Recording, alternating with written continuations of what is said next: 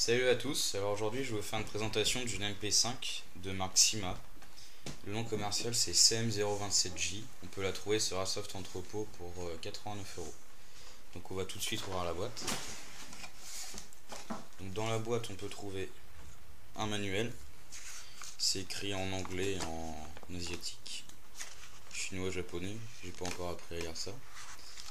Donc on peut trouver des instructions, des explications et un exposé des pièces. Alors dans la boîte on trouve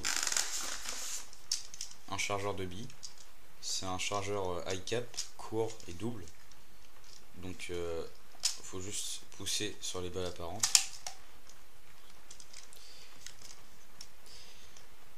pour ouvrir un deuxième réservoir en fait, donc la molette classique, un chargeur quoi. On peut aussi trouver le chargeur de batterie, il envoie 300 mAh/h, ce qui est pas énorme, un sachet de billes de 0,20 je pense, une sangle et la réplique. Donc le tout est plutôt bien emballé, donc du polystyrène, ça protège, c'est toujours bien. Alors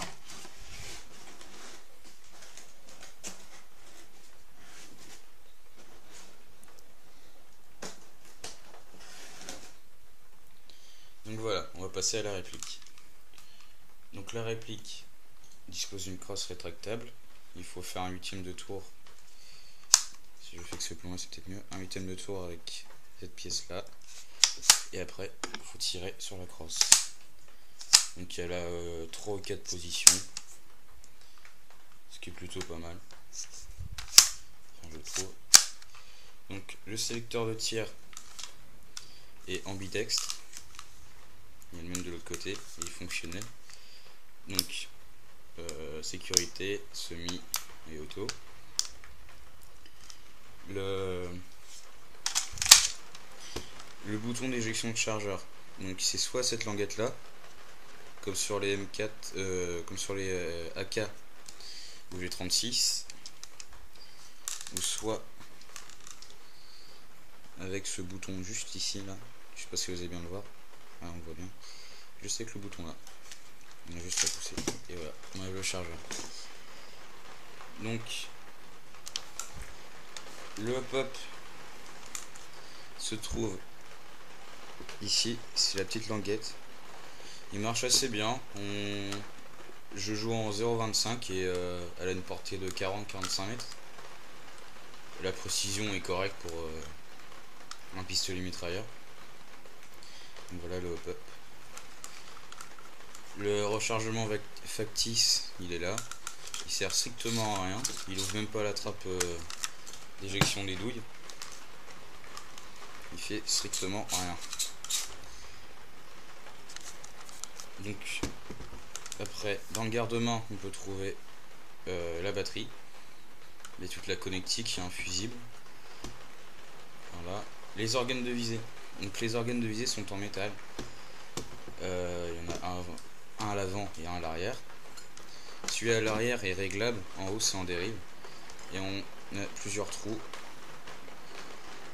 des gros et des petits. Bon, ça sert un peu à rien, mais bon, c'est pas grave. Et le cache-flamme peut s'enlever et laisser place à un silencieux. On a un pas de vis 14 mm en tir horaire, donc c'est classique pour visser un silencieux. Donc les matériaux de cette réplique, c'est à 90% de l'ABS, sauf l'interne bien sûr, le tube de crosse, enfin les tiges métalliques, c'est en métal, les organes de visée, les attaches sangles. Ah oui, les attaches sangles, il y en a un à l'avant, un au milieu et un à l'arrière. C'est un petit anneau. Donc voilà, c'est à peu près tout. Donc je vais vous faire tester un peu la réactivité. Elle est bien, mais il y a mieux. Je peux le faire en 2 fois, genre voilà. C'est c'est pas très réactif. Et la cadence, c'est correct. Voilà. Bah, c'est tout ce que j'avais à dire sur cette réplique.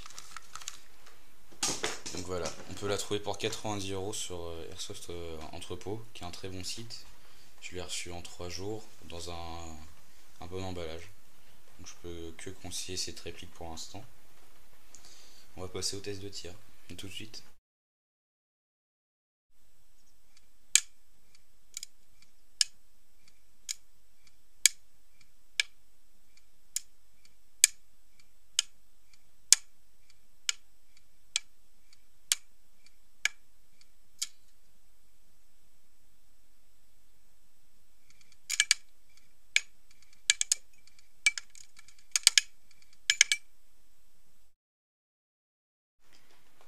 J'espère que cette vidéo vous aura plu. Si c'est le cas, n'hésitez pas à liker et à vous abonner à la chaîne. Donc sur cette chaîne, vous pourrez trouver des reviews. Donc prochainement, ça sera la review du snipe. C'est un L96 de chez Well. Des parties filmées avec la GoPro juste là. Et des tutos aussi. Donc voilà, n'hésitez pas à vous abonner surtout. À bientôt.